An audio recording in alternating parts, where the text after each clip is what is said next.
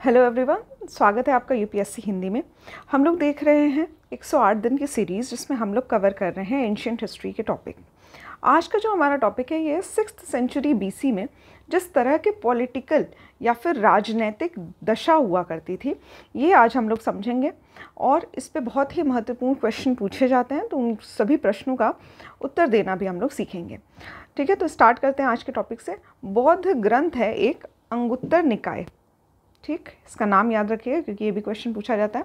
अंगुत्तर निकाय से हमें ज्ञात होता है कि गौतम बुद्ध का जब जन्म होता है तो उसके पूर्व समस्त उत्तर भारत जो है ये 16 बड़े राज्यों में विभाजित था। उत्तर भारत का मतलब पूरा जो नॉर्दर्न इंडिया था, इसको हम लोग समझ सकते हैं कि 16 बड़े राज्यों में ये विभाजित था। ठीक है, इसीलिए इसे षोडश या फिर 16 महाजनपद कहा जाता है। 16 महाजनपद के जो नाम हैं ये भी इम्पॉर्टेंट है और इनकी कैपिटल भी इम्पॉर्टेंट है। पहले हम लोग जानेंगे नाम क्या है इनका। तो इसमें कोसल आता है, काशी आता है, मगध, अंग, वज्जी, चेदी, मल्ल, वत्स, कुरु, पांचाल, मत्स्य, सूरसेन, कंबोज, अवंती और अस्मक तथा गंधार। ये सभी जो हैं ये 16 महाजनपद हैं। जैन धर्म एक भगवती सूत्र नाम से एक जैन ग्रंथ है, इसमें भी 16 महाजनपद के नाम मिलते हैं और परंतु इसमें से कुछ नाम जो हैं वो भिन्न हैं। ठीक है, तो इसमें से कुछ डिफरेंट नाम मिलते हैं। नेक्स्ट इंपॉर्टेंट है पाणिनि का जो अष्टाध्यायी है। ठीक है, अष्टाध्यायी किसके द्वारा लिखा गया? पाणिनि के द्वारा लिखा गया है। इसको इंग्लिश में पाणिनि लिखा रहता है और इसमें 22 महाजनपद के उल्लेख मिलते हैं। ठीक है, यहाँ पे अगर प्रश्न की बात की जाए तो पूछा जाता है कि जो वर्तमान में भागलपुर और मुंगेर के ज़िले हैं ये किस महाजनपद के अंतर्गत आते थे? तो ये अंग के अंतर्गत आते थे तथा इसकी राजधानी जो थी वो चंपा हुआ करती थी। महाभारत तथा पुराणों में भी इसका प्राचीन नाम जो है ये मालिनी नाम से प्राप्त होता है, तो इसलिए अंग जो है अंग राज नाम से भी फेमस थे, कर्ण को कहा जाता था। तो इस तरह से भी महाभारत और पुराणों में भी इसके नाम जो हैं ये फेमस है। बुद्ध के समय भारत में 6 महानगरों में चंपा की गणना की जाती थी। ठीक है, तो ये चंपा इंपॉर्टेंट हो जाता है। इंपॉर्टेंट इसलिए क्योंकि बीपीएससी में क्वेश्चन पूछे जा सकते हैं। महापरिनिर्वाण सूत्र की बात की जाए तो इसमें 6 महानगरों के नाम जो हैं वो प्राप्त होते हैं, जिसमें आता है चंपा, राजगृह, बनारस, साकेत, कौशाम्बी और श्रावस्ती। ठीक है, तो यहाँ पे महापरिनिर्वाण सूत्र जो है इसके अकॉर्डिंग ये 6 महानगरों के नाम दिए गए हैं। इसके साथ जो चंपा का नगर था, माना जाता है कि ये नगर जो है वो पूरा निर्माण जो है इसका वास्तुकार के द्वारा किया गया, जिनका नाम है महागोविंद। वैशाली के लिच्छवियों ने विश्व का पहला गणतंत्र स्थापित किया था। ठीक है, तो यहाँ पे वैशाली की जो लिच्छवी हैं ये गणतंत्र स्थापित करते हैं। इनका जो राज्य है वो रिपब्लिक कहलाता था। ठीक है, गणतंत्र कहलाता था। सुत निपात के अनुसार वैशाली को मगधपुरम नाम से भी जाना जाता है। ठीक है, तो यहाँ पे एक अनदर सोर्स मिलता है हमें सुत निपात नाम से। इसमें वैशाली का नाम जो है ये मगधपुरम के नाम से पुकारा जाता था। नाउ यहाँ पे ये सबसे इम्पॉर्टेंट टेबल है। अभी तक हमने जो भी पढ़ा उसमें सबसे इम्पॉर्टेंट चीज़ यही है कि अक्सर पूछा जाता है कि महाजनपद जो हैं और उनके आधुनिक स्थल कौन से हैं, प्रेजेंट या फिर मॉडर्न डे टाइम पे ये कहाँ पे स्थित हैं और इनकी राजधानी क्या है। ठीक है, तो ये सभी चीज़ें जो है ये भी मेंशन है। सबसे पहला नाम है कुरु। कुरु जो है ये मेरठ, दिल्ली और थानेश्वर वाला जो एरिया है इसको कुरु नाम से जाना जाता था। कुरु या फिर कुरुक्षेत्र बोल सकते हैं। और इसकी जो राजधानी है ये इंद्रप्रस्थ हुआ करती थी। ठीक है, आज भी जो वहाँ का एरिया है वहाँ पे कुरुक्षेत्र आज भी प्रेजेंट है और उसकी जो राजधानी है उसको इंद्रप्रस्थ नाम से जाना जाता था। पांचाल जो है ये बरेली, बदायूं और फर्रुखाबाद वाला जो एरिया है, यानी कि उत्तर प्रदेश का एरिया, इसको पांचाल नाम से जाना जाता है। इसकी जो कैपिटल है ये अहिछत्र तथा कामपिल्य। ठीक है, तो दोनों कैपिटल है इसके, अहिछत्र भी है और कामपिल्य भी है, इंपॉर्टेंट है। सूरसेन जो है ये मथुरा के आसपास का क्षेत्र है और इसकी राजधानी मथुरा है। वत्स जो है ये प्रयागराज और बांदा का एरिया है। ठीक है, तो प्रयागराज, मिर्ज़ापुर ये सभी जो एरिया है ये वत्स नाम से जाना जाता था। इसकी राजधानी कौशाम्बी हुआ करती थी। कोसल जो है ये अवध का क्षेत्र होता है, अयोध्या। ठीक है, तो कोसल नरेश नाम से भी जाना जाता है, अयोध्या के राजा हुआ करते थे। इस तरह से कोसल जो है अयोध्या वाला एरिया है, उसकी जो राजधानी थी ये भी 2 थी, साकेत तथा श्रावस्ती। साकेत और श्रावस्ती।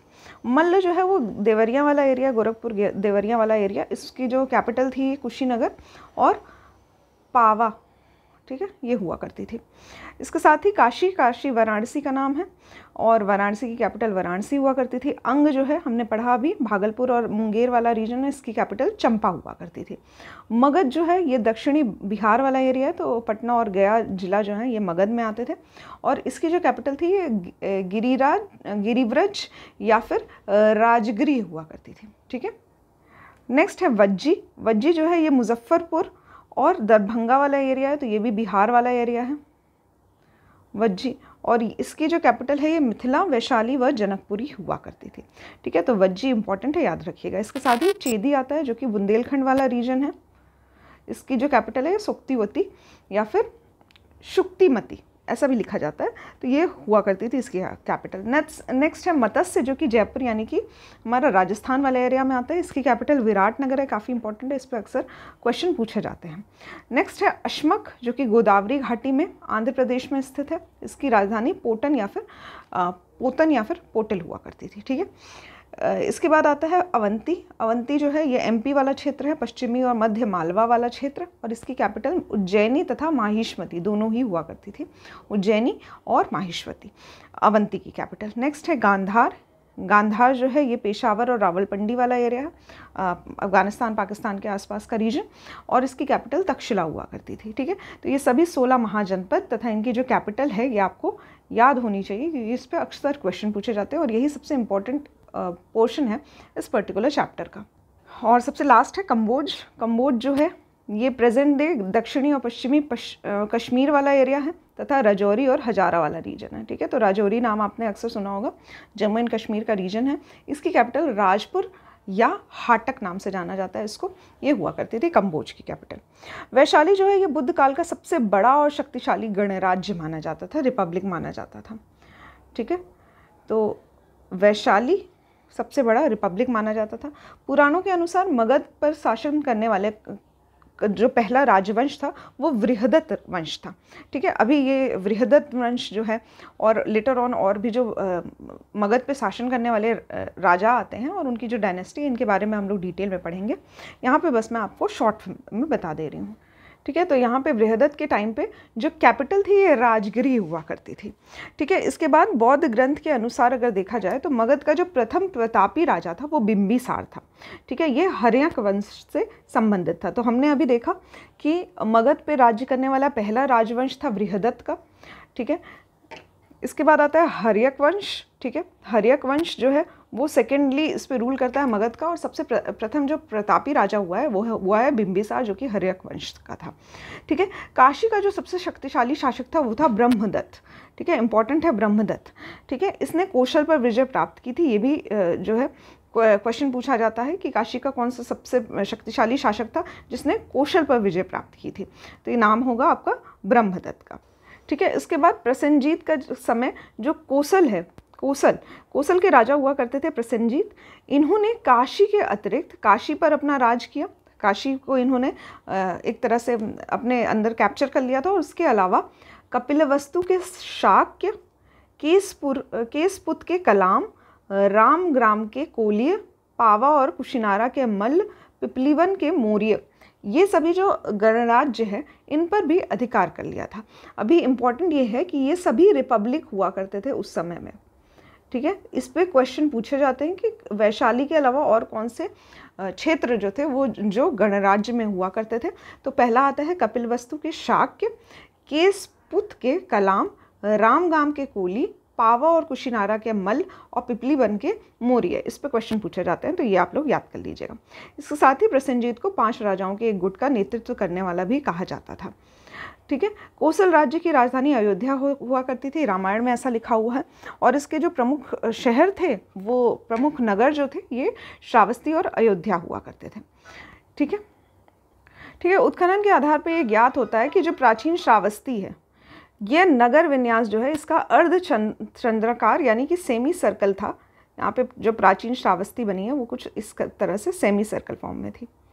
ठीक है, उसके बाद अगर महाजनपद मल्ल की बात की जाए तो इसके जो देवरिया ज़िले में, करेंटली देवरिया ज़िले में है, मल का जो महाजनपद हुआ करता था, इसके 2 भाग हुआ करते थे। इसके एक की राजधानी थी पावा, जो कि पडरौना है, करेंटली पडरौना नाम से जाना जाता है, और दूसरा जो था वो कुशीनारा था, जिसको अभी करेंटली कस्या या फिर कुशीनगर नाम से ही जाना जाता है। इसके साथ ही 6th सेंचुरी BC में जो आधुनिक बुंदेलखंड के पूर्वी तथा उसके समीपवर्ती भागों को चेदी महाजनपद माना जाता था, वहाँ पे ये स्थित था, और इसकी राजधानी शुक्तिमती या फिर शक्तिवती हुआ करती थी। इसके साथ ही ऐसा माना जाता है कि महाभारत काल में जो चेदी का शासक था ये शिशुपाल नाम का व्यक्ति हुआ करता था, जिसका वध जो है ये कृष्ण भगवान ने किया था। तो इस पे एक पूरी स्टोरी है कि किस तरह से शिशुपाल का वध जो है कृष्ण के द्वारा किया जाता है। इसके साथ ही प्रयागराज के आसपास के जो क्षेत्र हैं इसको वत्स महाजनपद कहा जाता था।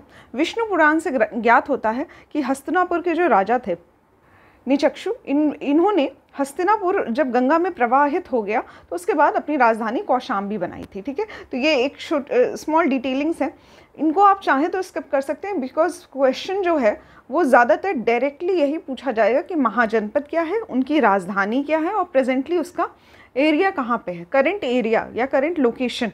और कभी कभार ऐसे जो सिंपल क्वेश्चंस जो हैं या फिर कुछ ऐसे 1 लाइनर टाइप क्वेश्चंस भी पूछ लिए जाते हैं जिनका डेटा एडिशनल होता है, कैपिटल से रिलेटेड या उसकी लोकेशन से रिलेटेड नहीं होता है। ठीक है, तो उसके लिए आपको करना क्या है कि घटना चक्र का जो भी क्वेश्चन दिया होगा महाजनपद से रिलेटेड, ये सभी क्वेश्चन आपको सॉल्व करने हैं। प्रीवियस ईयर क्वेश्चंस देखना है आपको, और देखना है कि क्या पैटर्न पूछा जा रहा है। ठीक है, एक बार अगर आप लोगों को पैटर्न समझ में आ गया कि इसी पे क्वेश्चंस बार बार पूछे जाते हैं, तो आपका एरिया जो होगा, पढ़ने का एरिया, वो बस वहीं तक होगा। इधर उधर की जो डिटेलिंग्स है वो पढ़ के टाइम वेस्ट करके कोई फ़ायदा नहीं मिलता है।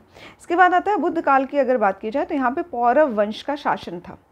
ठीक है, और उस टाइम पर यहाँ के जो शासक थे वो उदयन नामक व्यक्ति हुआ करते थे।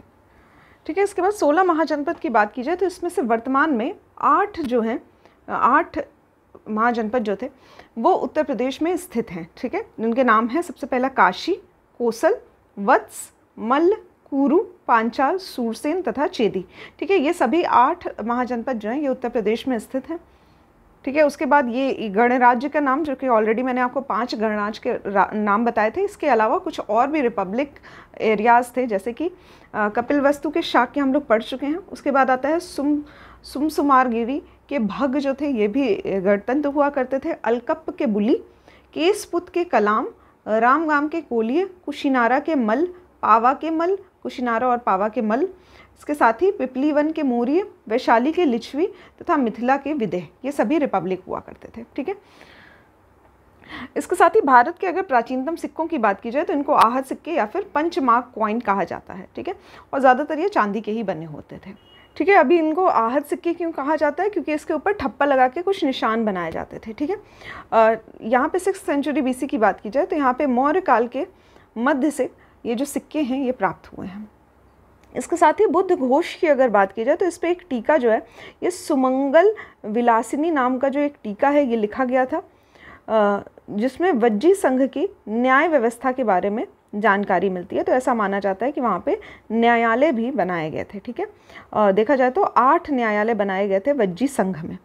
इसके साथ ही मगध की जो महत्ता है, इसके वास्तविक संस्थापक जो है ये बिंबिसार को माना जाता है, जो कि हर्यक वंश के थे। मैंने आपको बताया बृहदक वंश आता है, उसके बाद हर्यक वंश आता है। तो हर्यक वंश जो है यहाँ पे प्रथम प्रतापी राजा हुआ करता था वहाँ का। ठीक है, तो बिंबिसार को माना जाता है, इसका संबंध हर्यक वंश से है। जैन साहित्य के अनुसार बिंबिसार को श्रेणिक बोला जाता है। ठीक है, तो इस नाम से जाना जाता है। इसके साथ ही माना जाता है कि बिंबिसार 15 वर्ष की आयु से ही मगध नरेश बन गया था। अभी अगर बिंबिसार की बात की जाए तो इन्होंने वैवाहिक संबंध से अपना जो राजवंश है उसको एक प्रमुख स्थान दिया था, क्योंकि ये आसपास के राज्यों से वैवाहिक संबंध बना लेते थे, तो उससे वो क्षेत्र भी जो था वो उनके में आ जाता था, या फिर उस क्षेत्र के साथ उनका एक फ्रेंडली रिलेशन जैसा हो जाता था। ठीक है, तो इस तरह से इन्होंने वैवाहिक संबंध के द्वारा अपने राजवंश को सुदृढ़ स्थापित किया था। इसने लिच्छवी गणराज्य के जो शासक थे चेटक, इनकी पुत्री चेलना जिसको छलना भी कहा जाता है, तो चेलना नाम से आप याद रखिए, यही इंपॉर्टेंट नाम है, चेलना से विवाह किया था और इसके साथ ही मगध की उत्तरी सीमा सुरक्षित कर ली थी। ठीक है, तो अभी जिनसे वैवाहिक संबंध हो जाते हैं वहाँ से जो एक तरह का जो भी लड़ाई झगड़ा होता है वो उस तरह से नहीं हो पाता है, तो इसलिए वो सीमा सुरक्षित हो गई। उसके बाद दूसरा अगर इन्होंने वैवाहिक संबंध बनाया तो ये कोसल नरेश प्रसेनजीत की बहन थी महाकोसला, इनके साथ इन्होंने विवाह किया और इस तरह से काशी प्रांत के साथ भी इनकी एक तरह का वैवाहिक संबंध हो गया और वहाँ से भी शांति इन्हें प्राप्त हो गई। कुछ और प्रमुख वैवाहिक संबंध इन्होंने बनाए, जैसे कि मध्य देश की राजकुमारी क्षेमा के साथ इन्होंने संबंध बनाया, वैवाहिक संबंध। इस तरह से मद्रों के साथ भी इनका एक सहयोग प्राप्ति हो गया था। ठीक है, तो कुछ वैवाहिक संबंध बना के इन्होंने अपने राज्य को सुदृढ़ किया था। इसके साथ ही इन्होंने अंग के जो शासक थे ब्रह्मदत्त, इसको पराजित कर दिया था और इसलिए अंग का जो राज्य था ये भी अपने में ही मिला लिया था। विनय पिटक से पता चलता है, विनय पिटक से ज्ञात होता है कि इसने वेणुवन नामक उद्यान जो है ये बुद्ध एवं संघ के निमित्त प्रदान कर दिया था। ठीक है, तो वेणुवन किसके द्वारा दिया गया था? बौद्ध भिक्षुओं को, ये बिंबिसार के द्वारा दिया गया था। ठीक है, इसके साथ ही इन्होंने चंपा के ब्राह्मण को वहाँ के संपूर्ण आमदनी जो है ये भी दान में दे दी थी। ठीक है, तो ये ब्राह्मणों को भी एक तरह का काफ़ी दान दिया करते थे और साथ ही बौद्ध भिक्षुओं का भी संरक्षण किया करते थे। इन्होंने सभी धर्मों को एक समान प्रकार का संरक्षण प्रदान कर रखा था। फिर इनके पुत्र आते हैं जिनका नाम है अजातशत्रु। तो ये अपने ही पिता को बंदी बना लेते हैं और ऐसा उल्लेख जो है ये बौद्ध और जैन ग्रंथों में मिलता है। इसके बाद इनकी मृत्यु हो जाती है काफ़ी समय बाद। इसके पश्चात इनका जो पुत्र है अजातशत्रु, जिसको कुणिक नाम से भी जाना जाता है। ठीक है, इनका नाम था श्रेणिक और इनका नाम है कुणिक। ये अजातशत्रु जो है ये मगध का शासक बनता है और ये अपने पिता के समान ही काफ़ी साम्राज्यवादी होता है। मतलब ये भी अपने साम्राज्य को काफ़ी एक प्रमुख स्थान भी दिलाता है, सुदृढ़ भी करता है और साथ ही इसको हर तरह से संरक्षण भी प्रदान करता है। ठीक है, प्रारंभिक वर्षों में देखा जाए तो मगध और कोसल राज्य, कोसल मतलब माना जाए तो अभी कोसल राज्य की ही इनकी एक तरह की एक सौतेली माता थी। महाकोसला की शादी बिंबिसार से हुई थी, इसलिए वहाँ पे भी इनका एक वैवाहिक संबंध था बिंबिसार का। लेकिन जब ये राजगद्दी पे बैठते हैं तो कोसल राज्य के साथ इनकी कुछ बनती नहीं है। ठीक है, तो यहाँ पे प्रारंभिक वर्षों में मगध और कोसल राज्य के बीच में संघर्ष शुरू हो जाता है। ठीक है, बाद में मगध के जो शासक थे अजातशत्रु तथा कोसल के शासक प्रसेनजीत के बीच में एक संधि होती है, जिसमें प्रसेनजीत जो अपनी पुत्री वाजीरा होती हैं इनका विवाह अजातशत्रु से कर देते हैं और काशी पर इनका अधिकार, मतलब एक और वैवाहिक संबंध होता है जिससे काशी पर इनका अधिकार हो जाता है।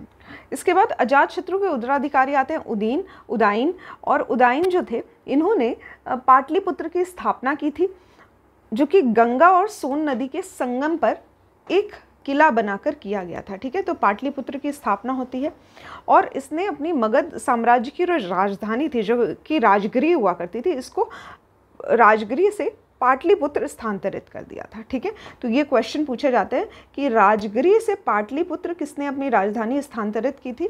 तो इन्होंने उदाइन नाम के जो व्यक्ति थे इन्होंने की थी, जो कि अजातशत्रु के पुत्र हुआ करते थे।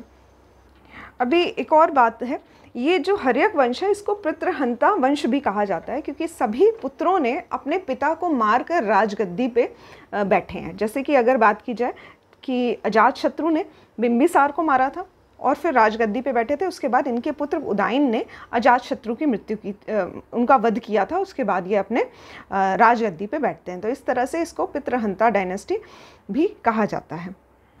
ठीक है, इसके बाद आता है शिशुनाग वंश। इसकी स्थापना शिशुनाग के द्वारा की गई थी। तो हर्यक के बाद आता है शिशुनाग। ठीक है, ठीक है, उसके बाद सबसे इम्पॉर्टेंट यही है कि इन्होंने मगध साम्राज्य को और ज़्यादा स्ट्रॉन्ग किया था और इन्होंने अवंती पे विजय प्राप्त कर ली थी। अभी आप लोग लोकेशन देख सकते हैं कि मगध जो है वो देख सकते हैं कि लोअर बिहार में स्थित है और अवंती जो है ये एमपी वाला रीजन है। तो यहाँ पे अवंती पे भी इन्होंने विजय प्राप्त कर लिया। तो मगध जो है, मगध राज्य जो है वो अभी एक्सपैंड हो रहा है। ठीक है, तो यहाँ पे ये शिशुनाग वंश में सबसे इम्पॉर्टेंट लाभदायक सिद्ध होता है अवंती की विजय। ठीक है, तो मतलब अभी मालवा तक की सीमा पहुंच चुकी है मगध साम्राज्य के। उसके बाद इनका जो विजय है ये वत्स के ऊपर भी अधिकार कर लेते हैं। ठीक है, तो इस विजय के बाद अवंती के साथ साथ वत्स जो है वो भी इनके अधीन आ जाता है। अवंती और वत्स पर अधिकार हो जाने के पश्चात विश्व के साथ पाटलिपुत्र को व्यापार और वाणिज्य के लिए एक नया मार्ग जो है वो प्राप्त हो जाता है। ठीक है, तो ये काफ़ी इंपॉर्टेंट होता है कि ये लोग फाइनेंशियली भी स्ट्रांग हो जाते हैं, क्योंकि अभी ये लोग व्यापार करना भी शुरू कर दिए हैं, और इसके साथ ही इनका जो साम्राज्य है वो अभी और फैलता जा रहा है। अभी इन्होंने जो अपनी कैपिटल है वो राजगृह यानी कि गिरिव्रज के अतिरिक्त वैशाली नगर को अपनी दूसरी राजधानी बनाई है, जो कि बाद में इसकी प्रधान राजधानी बन जाती है। तो अभी हमने देखा कि किस तरह से कैपिटल शिफ्ट हो रही है। पहले राजगृह हो रही है, उसके बाद जब उदायन आते हैं तो पाटलिपुत्र नगर बसाते हैं और पाटलिपुत्र शिफ्ट कर देते हैं। ठीक है, इंपॉर्टेंट क्वेश्चन यही पूछा जाता है। पाटलिपुत्र शिफ्ट करने के बाद आज भी जो मतलब उसके बाद भी राजगृह जो है वो काफ़ी इंपॉर्टेंट लोकेशन बनी है। उसके बाद जब शिशुनाग वंश आता है तो राजगृह के साथ साथ एक वैशाली नगर को भी अपनी दूसरी राजधानी की तरह स्थापित कर देता है।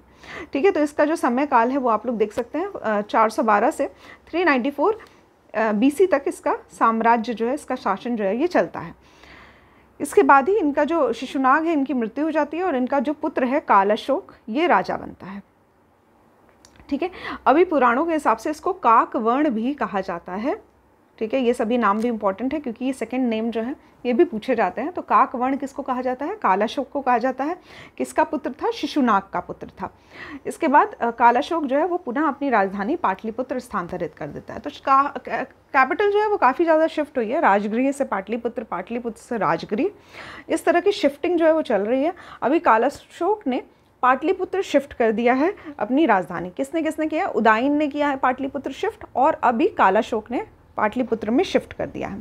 ठीक है, इन्हीं के शासनकाल में द्वितीय बौद्ध संगति होती है, ये भी मैंने आपको बताया था। यहाँ पे इसका आयोजन वैशाली में किया जाता है। इसके साथ ही यहीं पे इसी संगति के दौरान, इसी बुद्धिस्ट काउंसिल के टाइम पे जो बौद्ध संघ है ये दो संप्रदायों में इस विभाजित हो जाता है, एक स्थावर और दूसरा महासंधिक। ठीक है, इन दोनों में ही विभाजित हो जाता है जो बौद्ध संघ होता है। इसके बाद कालाशोक की हत्या हो जाती है। किसके द्वारा होती है? बाण भट्ट के हर्षचरित से ज्ञात होता है कि राजधानी के समीप कोई व्यक्ति जो होता है वो कालाशोक की हत्या कर देता है। अभी ये अनोनिमस है कि किसके द्वारा हत्या की गई है, बट ऐसा हमें बाण भट्ट के हर्षचरित के द्वारा पता चलता है कि कालाशोक की हत्या कर दी जाती है। उसके बाद ये जो शासनकाल है ये इनके पुत्रों के द्वारा किया जाता है। कुछ खास इंपॉर्टेंट पुत्र नहीं हैं, मतलब बहुत प्रतापी राजा नहीं हुए हैं, बट इनके द्वारा 22 वर्षों तक शासन किया जाता है। इसके बाद शिशुनाग वंश का जो अंत होता है वो नंद वंश के द्वारा किया जाता है। ठीक है, और नंद वंश की स्थापना होती है। इसके जो संस्थापक हैं इनके नाम जो हैं वो भिन्न ग्रंथों में अलग अलग नाम दे रखे हैं, इसलिए यहाँ पे इनके नाम को लेके थोड़ा सा कन्फ्यूजन रहता है। ठीक है, पुराणों में महापद्मानंद नाम से जाना जाता है इनको। तो नंद वंश की स्थापना महापद्मानंद के द्वारा की गई है, ये आप लोग याद कर सकते हैं। इसके साथ ही महाबोधि वंश की बात की जाए तो उसमें इनको उग्रसेन नाम दिया गया है। ठीक है, तो ये दोनों ही डेटा आप लोग याद रखिए, महापद्मानंद और उग्रसेन। ठीक है, ठीक है। उसके बाद नंद वंश की अगर बात की जाए तो इसमें 9 राजा थे, इसीलिए इसको नवनंद भी कहा जाता है। और इसके अनुसार सभी नाम जो हैं वो दिए गए हैं, जिसमें इंपॉर्टेंट नाम है उग्रसेन तथा जो लास्ट रूलर है धनानंद नाम के, इनका नाम इंपॉर्टेंट है। ठीक है, तो उग्रसेन यानी कि महापद्मानंद याद कर सकते हैं, और लास्ट जो है, लास्ट रूलर जो है नंद वंश का, ये थे धनानंद।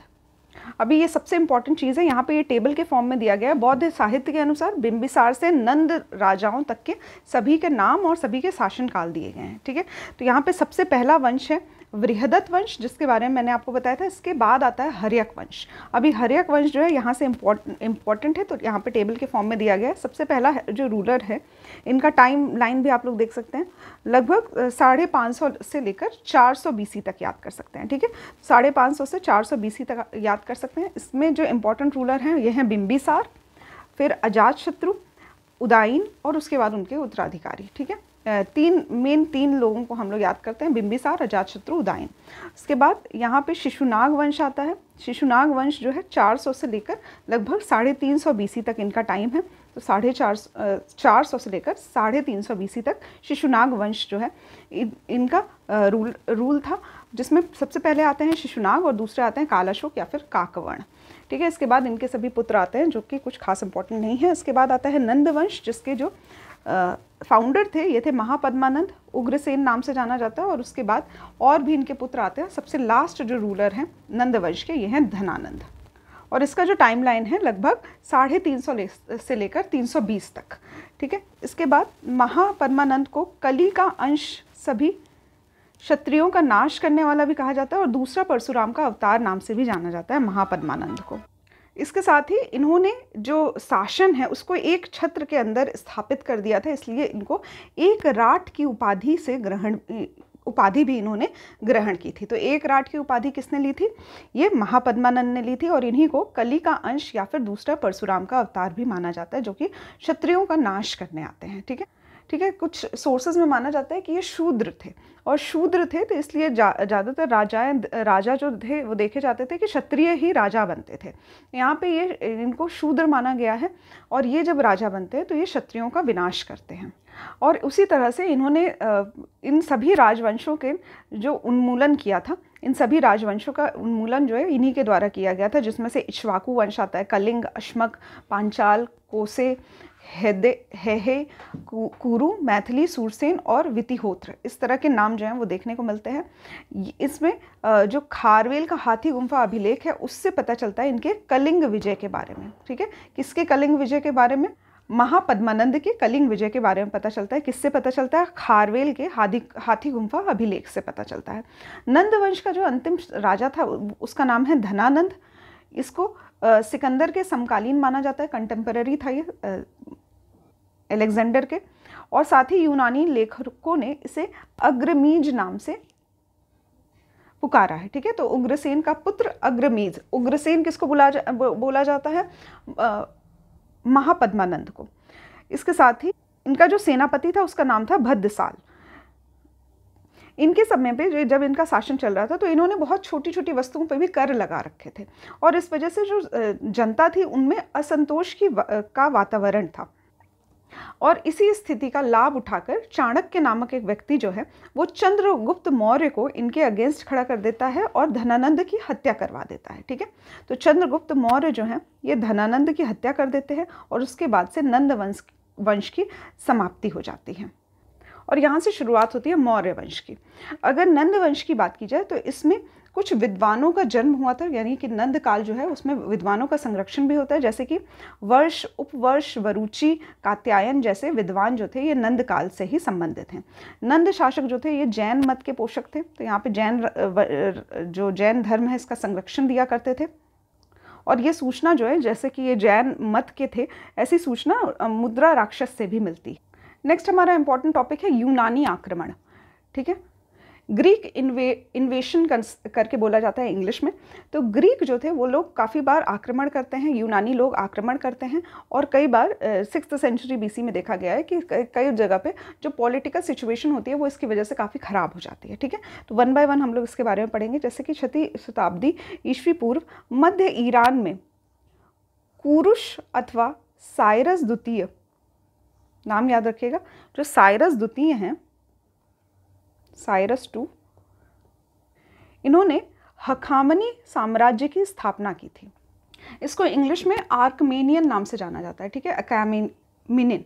ठीक है, तो हिंदी में हखामनी साम्राज्य की स्थापना किसके द्वारा की गई थी? साइरस II के द्वारा की गई।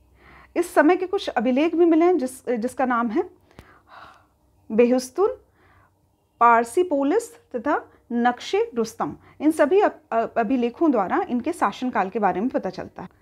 इसी दौरान में भारत में एक इम्पॉर्टेंट लिपि का जन्म होता है जिसको खरोष्टी नाम दिया जाता है। अब ये जो खरोष्टी लिपि है ये ईरानी अरामाइक जो लिपि हुआ करती थी इसी से उत्पन्न हुई है खरोष्टी लिपि। इनके द्वारा जो मुद्रा निकाली गई है, तो यहाँ पे फारसी जो स्वर्ण मुद्रा है इसको डेरिक नाम से जाना जाता है, डेरिक नाम से, और जो रजत मुद्रा है वो सिंगलोई नाम से जाना जाता है। ठीक है, स्वर्ण मुद्रा डेरिक है और रजत मुद्रा जो है वो सिंगलोई नाम से जाना जाता है। अभी यहाँ पे सिकंदर का जो आक्रमण है वो शुरू होता है।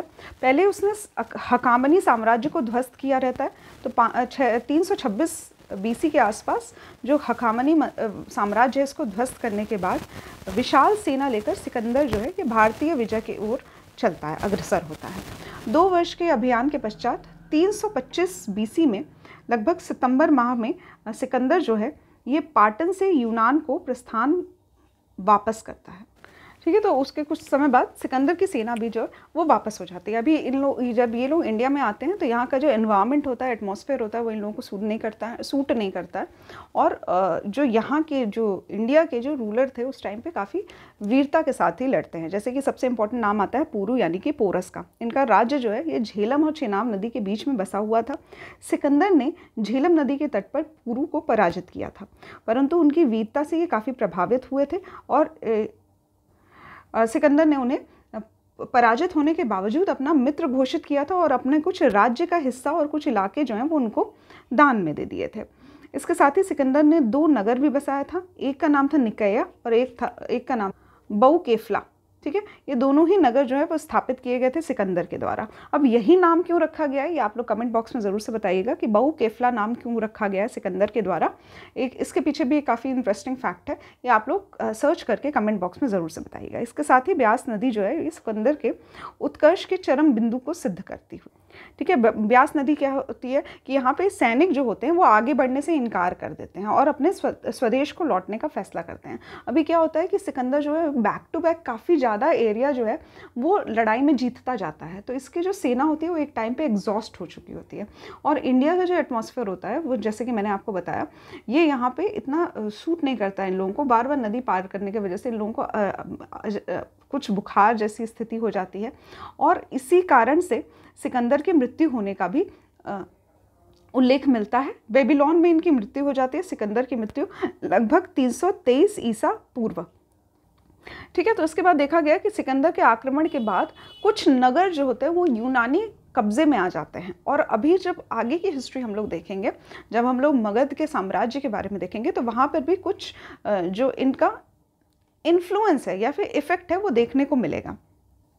अभी यहाँ पे जो सिक्के हैं उन पे भी प्रभाव देखने को मिलेगा, कुछ यूनानी सिक्के, यूनानी मुद्रा, इसके साथ ही जो कल्चर है उसमें भी थोड़ा सा यूनानी इन्फ्लुएंस जो है वो देखने को मिलेगा। जैसे कि व्यापारिक संपर्क के फलस्वरूप यूनानी मुद्राओं के अनुकरण पर भारत में उलुक शैली के, इंपॉर्टेंट है, उलुक शैली के सिक्के जो हैं वो ढाले गए थे उस समय पे। नेक्स्ट लेक्चर में हम लोग स्टार्ट करेंगे मौर्य साम्राज्य से। काफ़ी इंपॉर्टेंट लेक्चर होने वाला है, तो ये मौर्य साम्राज्य जो है ये मिस मत करिएगा।